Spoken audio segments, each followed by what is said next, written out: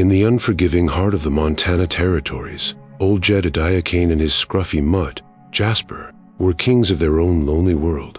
They believed they'd memorized every secret the land held, until a fierce winter storm drove them into an uncharted canyon. There, they stumbled upon a hidden cabin, nearly swallowed by the forest, a thin curl of smoke leading from its chimney. Pushing open the heavy timber door, they weren't met by a fellow prospector or a fugitive. Instead, a young woman, wild-haired and clad in furs, snarled from a dark corner, flanked by 2 gray wolves. Don't forget to like and subscribe if you love Wild West stories. The heavy door groaned open, and the world stopped. For Jebediah Cain, a man whose life was measured in the slow turning of seasons and the deep comfort of solitude, time had never felt so solid, so impossibly heavy in the air. The wind, a moment ago his only tormentor, now seemed a distant, howling memory, utterly silenced by the tableau framed within the cabin's dark maw. His dog, Jasper, pressed hard against his leg, a low tremor running through his scruffy, old bones, the fur on his neck rich with an instinctual fear that spoke of ancient enmities. Before them, bathed in the frantic, dancing light of a stone hearth, was a creature born of nightmare and high country myth. A girl. No, that wasn't the right word. She was a piece of the wilderness itself, carved from shadow and pine, a living testament to the land's harshest secrets. Her hair was a tangled mane of dark briars, framing a face smudged with soot and defiance. Her eyes, 2 chips of obsidian, reflected the firelight with a terrifying, intelligent ferocity that was purely animal. She was crouched low in the farthest corner, a tattered patchwork of rabbit and deer furs her only shield, her small, sinewy body coiled like a spring ready to burst. And on either side of her, like living extensions of her own wild spirit, sat 2 enormous gray wolves. They were not pets. The very idea was an insult to their raw majesty. They were guardians, brothers in shadow, their massive heads lowered, molten yellow eyes fixed unblinking on the intruders. A growl started deep in the chest of the larger male, a sound like stones grinding together far beneath the earth, a vibration that Jebediah felt in his own teeth. It was a language he knew better than any human tongue, a final warning. The air in the small space was thick, a potent brew of pine smoke, musky odor of predator. His own world of silent peaks and quiet, predictable valleys had been irrevocably shattered. This was a different kind of wild, a deeper, more profound secret the mountains had kept jealously hidden. He saw the slight tremble in her dirt-kicked hand, the feral curl of her lip over teeth that looked ready to bite, and in that moment, he understood. This was not aggression born of malice. It was the pure, undiluted terror of a cornered thing. He had faced down mountain lions with less fire in their eyes, weathered blizzards that could strip a man to the bone, but nothing had prepared him for the raw, untamed humanity staring back at him from the darkness. Every instinct, honed by decades of survival, to leave this sacred, dangerous place to its ghosts and shadows. But his feet, planted in the snow-dusted threshold, felt like stone. He was a trespasser in a forgotten kingdom. Slowly, so slowly the movement was almost imperceptible. He uncurled his stiff fingers from the cold, familiar comfort of his rifle stock. The gesture hung in the suffocating silence, a fragile question against the rumbling, guttural certainty of the wolves. Jebediah held the pose, hand outstretched, a silent statue of intent, for a lifetime that lasted only 3 heartbeats. The wolf's growls did not cease, but they fell in pitch, a low, constant thrum of menace that vibrated through the floorboards and into the soles of his worn boots. He saw it then, a flicker of something other than fear in the wild girl's eyes, a sliver of confusion. It was enough. The mountain had taught him patience, a profound understanding that the most powerful force in this world was not a sudden avalanche but the slow, relentless pressure of ice. He began to move, his retreat a mirror of his approach, agonizingly slow. He'd step backward, a deliberate concession. His boots whispered against the snow, the sound a soft apology. He kept his eyes on her, not as a challenge, but as a promise that his hands held no tricks, his heart no deceit. When he reached the satchel at his hip, his movements were fluid, economical. He pulled a thin, dark strip of salted venison, a piece of his own meager winter stores. The scent of it, smoky and savory, cut through the cold air, and Jasper whined softly beside him, a brief, pleading note. Jebediah ignored him. He crouched, his old knees protesting in the biting cold, and placed the offering gently on the rough-hewn threshold, a dark line drawn between their two worlds. It was not a trade. It was a question, offered without the expectation of an answer. He rose, his gaze lingering on the cabin's dark interior for one final moment before he turned his back. It was the ultimate act of trust in a land that rarely rewarded it. He and Jasper trudged away, the crunch of their steps the only sound breaking the tense vigil. He didn't look back, trusting the girl and her guardians to their own counsel.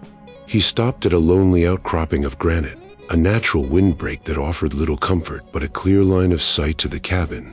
It was far enough to be safe, yet close enough to be seen. A calculated distance. There, as the sky bled from bruised purple to the deep, star-pricked black of a mountain night, he built a small, smokeless fire, a tiny spark of warmth against the vast, indifferent cold. It was a meager camp for a meager king, a silent statement that he was not a conqueror, not a threat, merely a neighbor, waiting for the dawn. Across the snow-dusted expanse, the cabin remained a block of impenetrable shadow, its secrets held tight within its timbered walls, the offering on its doorstep a fragile, unanswered prayer. The truce, if it existed at all, was as thin and brittle as the first ice of winter. From the deepest shadows of the cabin, Alara watched the man's fire, a tiny, defiant stare against the crushing blackness of the canyon. The sight of it, a lone spark of humanity in the vast, cold emptiness, pricked at something deep within her, an old wound that had never truly healed. The world around her dissolved, the scent of pine smoke and wet fur replaced by the biting, metallic smell of a blizzard that had screamed across the plains more than a decade ago. The memory was not a story, but a series of sharp, cruel feelings. The jarring crack of an axle shattering like bone. The terrifying lurch of the wagon as it surrendered to gravity in the storm. The world tumbling, a chaotic mess of canvas, splintered wood, and falling snow. Then, silence. A silence so profound it was louder than the wind. She remembered the cold, a living thing that had crept into her bones, stealing the warmth from the still figures beside her. Her mother's face, a beautiful porcelain mask dusted with ice, her lips a shade of pale blue. Her father's beard, a solid, frozen tangle of amber crystals. They did not move. They did not breathe. She was a small, forgotten thing huddled between them, her own small shivers the only sign of life in their broken, snow-shrouded tomb. That's when the shadow appeared, a piece of the storm given form and teeth. A great she-wolf, her gray coat indistinguishable from the swirling snow, her yellow eyes glowing with a hungry, ancient light. The child felt no fear. Fear had frozen inside her long ago. She simply waited for the end. The wolf crept closer, its paws silent, its head low as it scented the tragedy. It saw the brokenness, the stillness, the small, shivering speck of life that remained. The great head lowered, hot breath pluming in the frigid air. The child braced for the sharp, final pain. Instead, she felt a wet nose nudge her cheek, a rough tongue lick away a frozen tear she hadn't known she'd shed. It was a gentle, insistent pressure. A question. A command. Come. The wolf turned, melting back into the white chaos, but paused, looking back over her shoulder.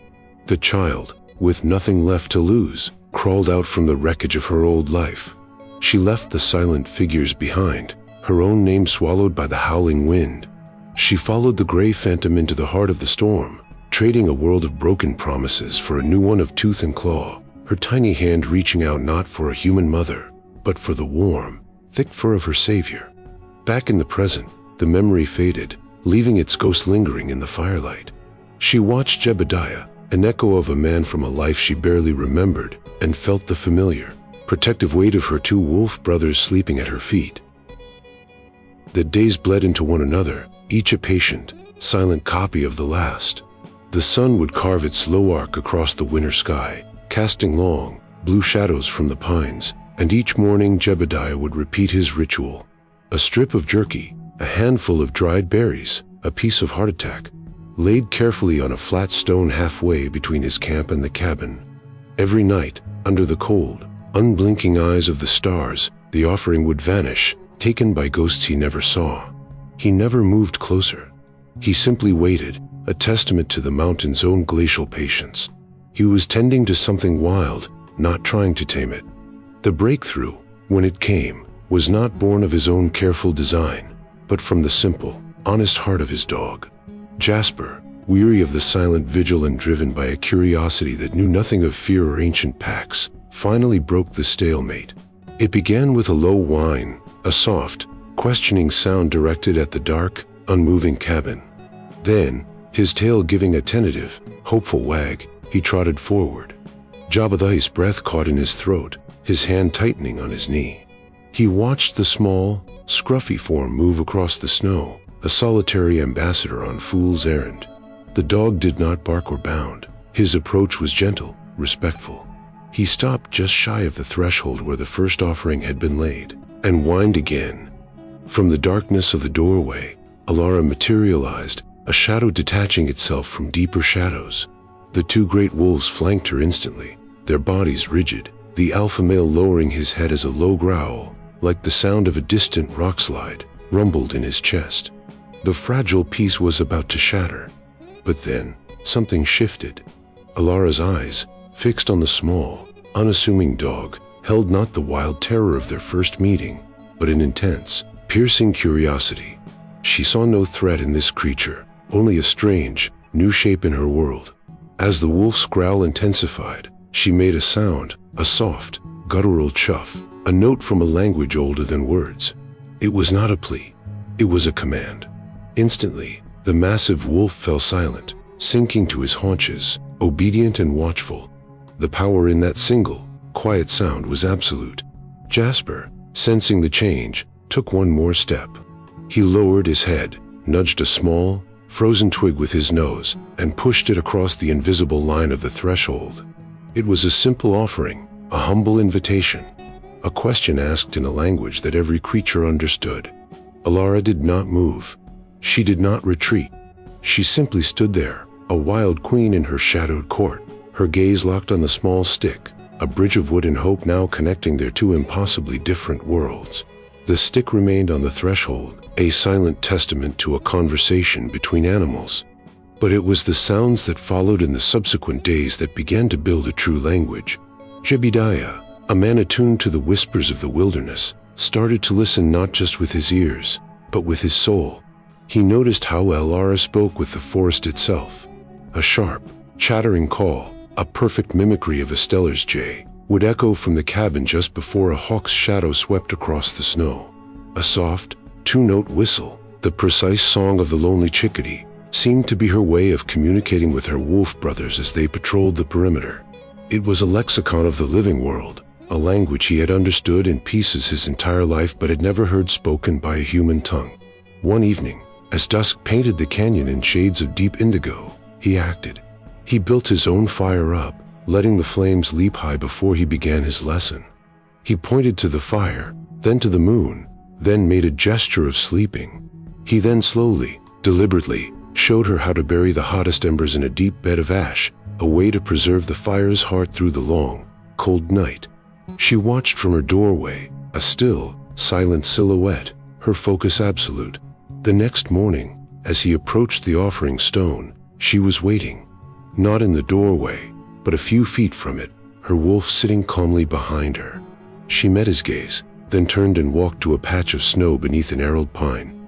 She knelt and began to dig with her bare hands, her fingers strong and sure, scraping away the frozen crust of the dark, rich earth beneath. She pulled a pale, twisted root from the ground, brushed the dirt from it, and broke it in two. She ate one half herself, a clear demonstration of its safety, then placed the other half on the offering stone. Jebediah picked it up. It was starchy and tasted of the cold, clean earth. It was a gift, a word, their first true exchange. He banked his fire, she gave him food. It was the simple, profound grammar of survival, a silent barter of trust that was building a bridge, one painstaking lesson at a time. The air between his rock outcropping and her dark cabin was no longer an empty, hostile space.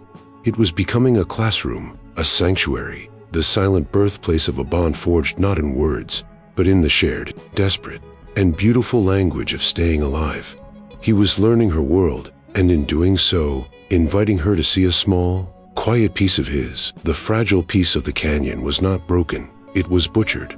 It arrived on a bitter wind, not as a whisper, but as a profane shot that echoed off the granite walls, a sound so alien in this quiet world that the very pines seemed to flinch.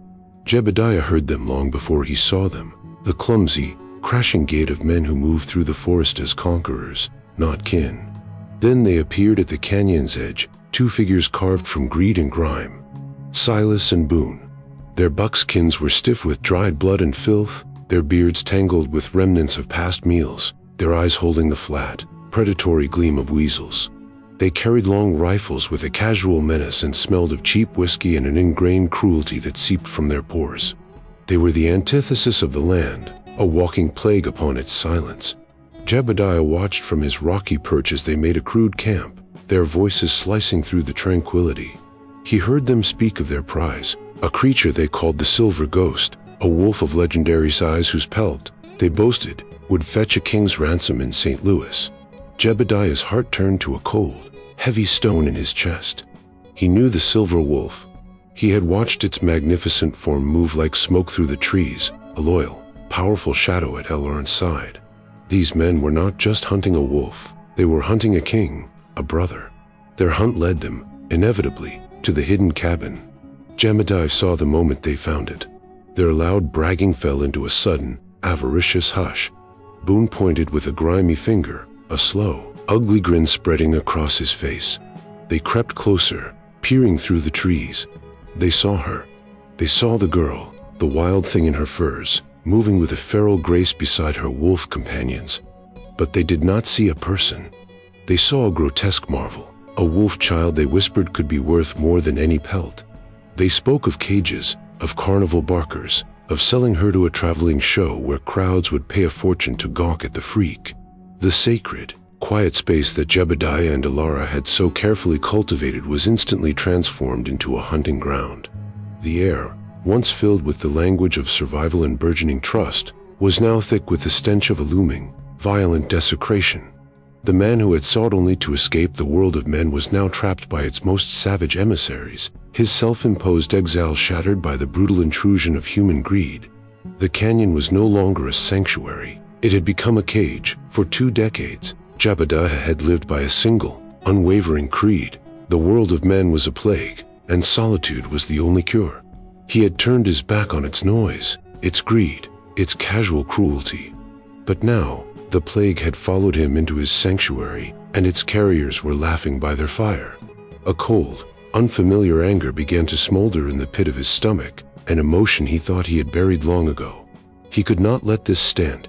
With Jasper trotting silently beside him, a low growl a constant vibration in the dog's chest, he stepped out of the tree line. He was not an aggressor, but a feature of the landscape, his presence as sudden and quiet as a rockfall. Silas and Boone startled, their hands flying to their rifles before their eyes settled on the apparition, one old man in his scruffy mutt. "This canyon is my claim." Jebediah's voice was a dry rasp, the sound of rocks grinding together. "There's nothing for you here. Move on." Silas stared for a moment, then let out a choke, wheezing laugh, spitting a brown stream of tobacco juice that sizzled on the snow near Jebediah's boot. "Your claim? Listen to him, Boone. Old man, the only thing you've claimed is a patch of dirt to be buried in." Boone's grin was a greasy slash in his beard. His eyes were flat and dead as he looked Jebediah up and down, dismissing him as a harmless lunatic. There was no reasoning with them. Defeated by their arrogance, Jebediah melted back into the shadows, the trapper's mocking laughter following him like a physical blow. But the encounter had planted a seed of dread that blossomed in the darkness. He couldn't sleep. A premonition, cold and sharp as a shard of ice, urged him from his bedroll. They spoke of the silver wool, of the best way to trap him to keep the magnificent pelt from being damaged. Then, their voices dropping to a conspiratorial whisper, they planned what they would do with the girl. They'd catch her in a net, tie her up like a wildcat. Boone cackled about how much a showman in Cheyenne would pay for a genuine wolf child, joking about how they'd have to break her spirit first. Every vile word was a desecration of the fragile piece he'd watched grow. He slipped back to his cold camp, his heart a frantic, trapped bird beating against his ribs. The choice was a sheer cliff face before him. He could be gone by morning, disappearing back into the vast, anonymous wilderness that had always kept him safe. He could abandon the girl to her fate, preserving the isolation he had sacrificed everything for. Or he could stay. He could fight. He could become the one thing he never wanted to be again, a man involved in the affairs of other men. He looked toward the dark, silent cabin, a place that had become the unlikely anchor of his world. Was he a hermit, or was he now a guardian? The wind moaned through the pines, offering no answer, leaving him utterly alone with the terrible weight of his choice. Dawn broke like a fever, painting the snow in sickly shades of pink and gray. The time for waiting was over. The mountain's patience had run out. Jebediah moved with a purpose he hadn't felt in years, a grim resolve that settled deep in his bones. He left no offering. Today, his gift was a warning, a currency far more valuable than dried meat. He walked directly toward the cabin, Jasper at his heels, a bristling shadow of his master's intent. Alara emerged from the doorway as he approached, her wolves instantly rising, their muscles coiled and ready. But they did not growl. They sensed the change in him, the sharp, dangerous energy that had replaced his quiet watchfulness. He stopped 20 feet from her, the space between them now a battlefield in waiting. He wasted no time. He raised his arms, his weathered hands shaping the long, unmistakable form of a rifle.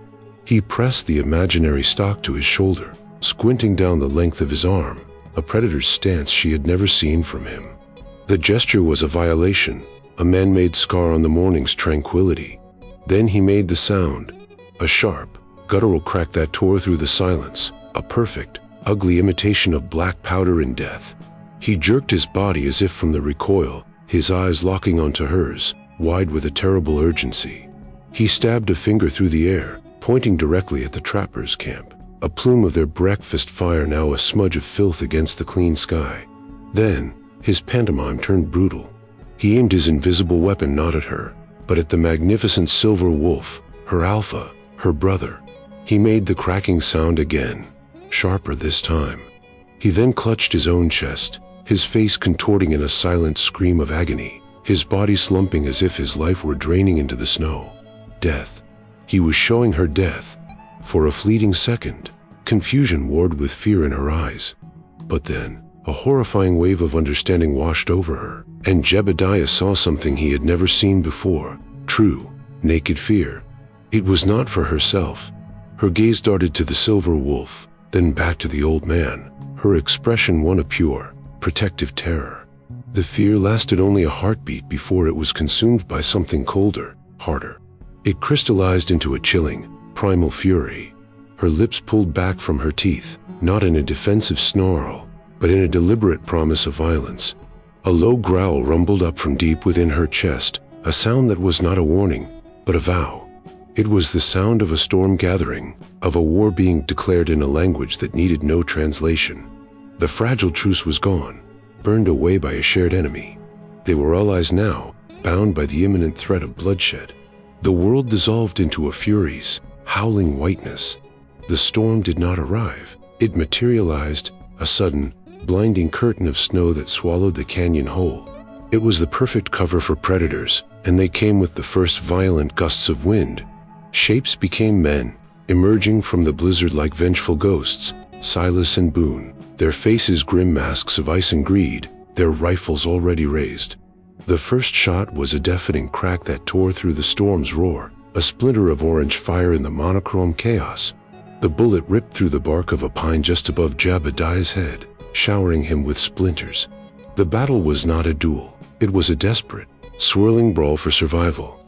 Jebediah raised his own rifle, the old familiar way to cold comfort. He was no gunfighter. He took a steadying breath, found Silas's bulky form in the blinding snow, and fired. The shot sent the trapper stumbling back with a curse, but the whiteout made a clear hit impossible. Now, Jebediah was vulnerable, fumbling with frozen fingers to reload his single-shot weapon. But he was not alone. Alara moved like the storm itself, a blur of fur and fury.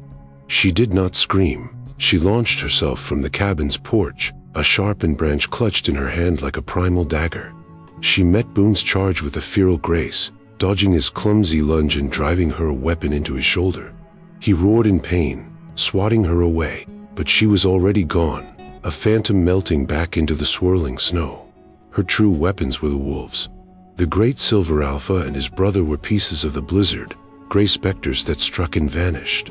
They did not attack head-on but harried the men from the periphery, flashes of gray fur and white teeth, a lunge at a leg, a snap at an arm.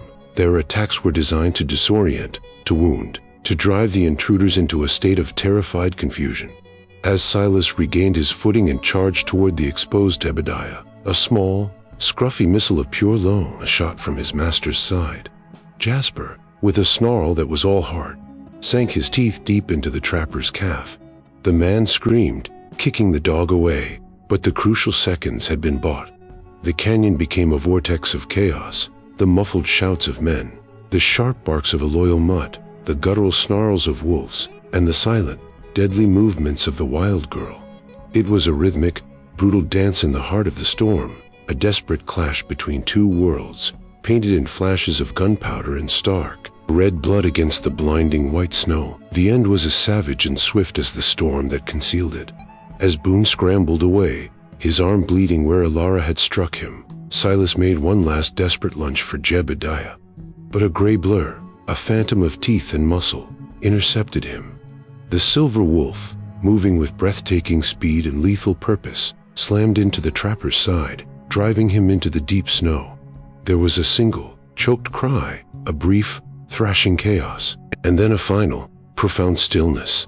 Boone, seeing his partner fall, was consumed by a terror far greater than his greed. He turned and fled, a terrified, broken man swallowed by the indifferent, howling whiteness of the blizzard, his fate sealed by the wilderness he had sought to conquer. And then, silence. The roar of the battle was gone, replaced by the mournful, unending moan of the wind. The world was a canvas of gray and white, now stained with the stark, brittle red of violence. Slowly, the survivors gathered in the unnatural quiet. Jebediah leaned heavily on his rifle, his breath coming in ragged, steaming clouds, his old body screaming with a pain that was more than just physical. Jasper limped to his side, pressing against his leg, a warm, comforting weight of unwavering loyalty. From the swirling snow, Alara emerged, her two wolves flanking her. They were no longer specters of war, but weary guardians. They were fur-mad with blood and ice. It was only then, as the adrenaline began to recede, that Jebediah felt the sharp, burning sting in his forearm. He looked down to see a long, shallow gash, a parting gift from Boone's knife, weeping a steady stream of crimson onto the pristine snow. Alara saw it instantly. Her dark eyes, which had held only fury moments before, now held a different kind of intensity. She moved toward him, not with the caution of a wild animal, but with a quiet, solemn purpose. She pointed to a fallen log, a silent command for him to sit. He obeyed without question. She disappeared into the white curtain for a moment, returning with her hands full. She carried a clump of pale, stringy lichen and a pad of dark, springy moss, scraped from the sheltered side of a boulder.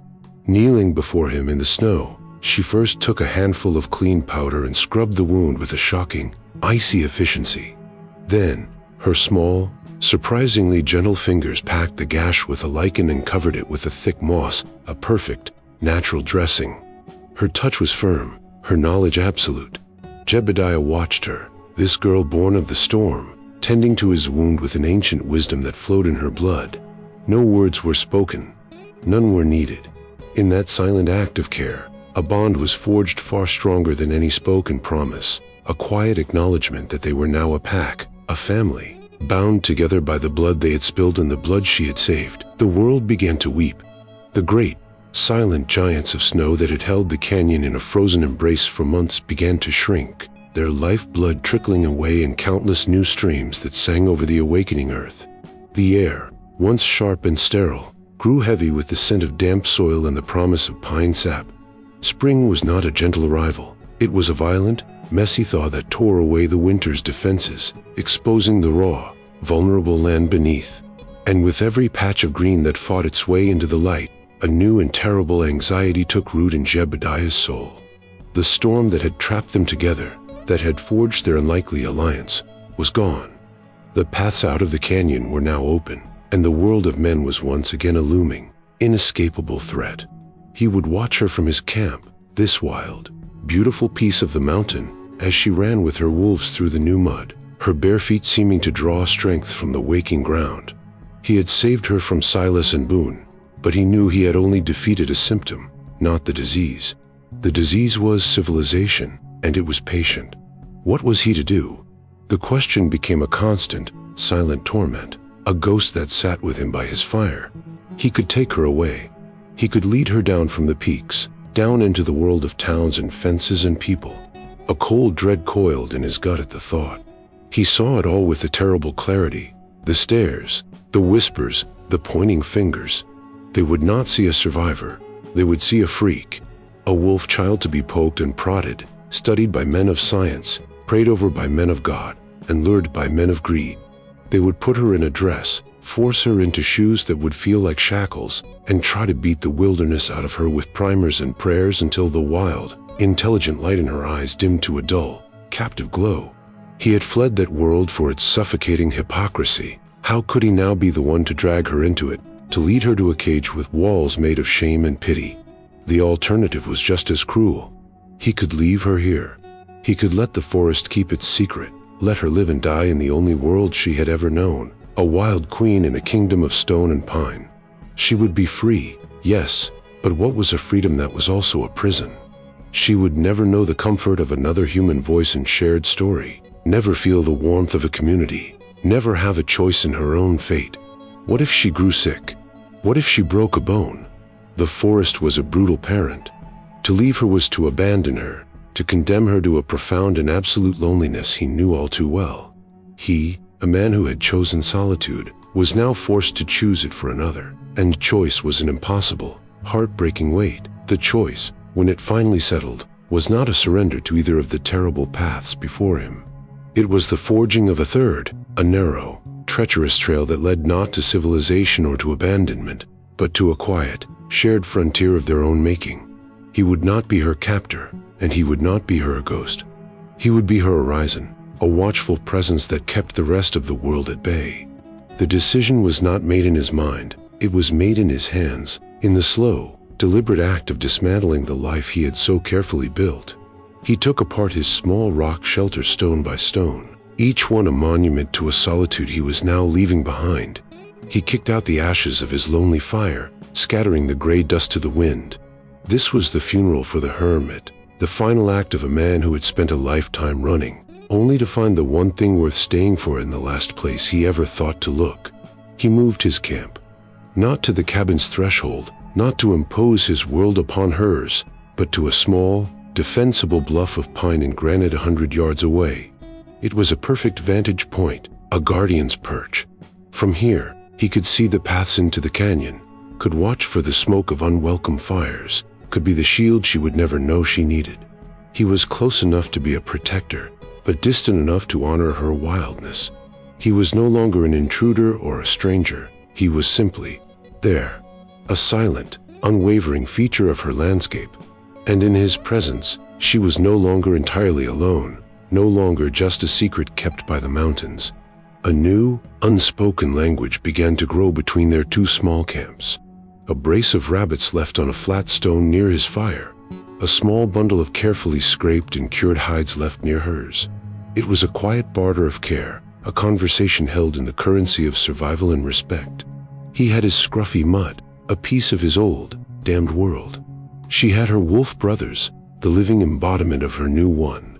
Together, with the rising sun painting the canyon in strokes of impossible gold, they formed a new kind of family, a strange, broken, and resilient pack, born of a blizzard and bound by a quiet, unshakable loyalty. The sun climbed higher, flooding the valley with a clean, warm light, a silent promise that even after the most brutal of winters, a new day will always begin. Help us tell more stories from the quiet frontier. Please like this video, subscribe to the channel, and ring the bell. You'll be the first to know when the next chapter arrives.